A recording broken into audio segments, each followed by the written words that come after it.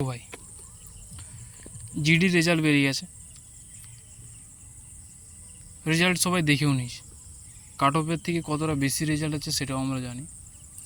তবে এই মুহূর্তে দাঁড়িয়ে হাজারটা ভিডিও দেখা, কবে ফিজিক্যালি ডেট আসবে, কবে এ আসবে, কবে সে আসবে, ফাইনাল কাট অফ কত যাবে, এই এই নিয়ে হয়তো প্রত্যেকে প্রায় দেখতে গেলে 100টা প্লাস করে সব ভিডিও দেখে নিয়েছে। তো এরকম করে ভিডিও দেখে নিজের সময়টা নষ্ট করে এবং নিজের মাথায় নেগেটিভিটি না ঢুকিয়ে নিজেকে প্রস্তুত করো ফিজিক্যালের জন্য। ঠিক আছে, তুমি নিজে জানো, তুমি নিজে বুঝদার যে কত নাম্বার পেতে হবে, কত নাম্বার পেলে সিলেকশান হবে। ততএব আলতু ফালতু ভিডিও দেখা বন্ধ করে দাও, শুধু র্যান্ডাম প্র্যাকটিস করে যাও, লং রানিংয়ে ফোকাস রাখো।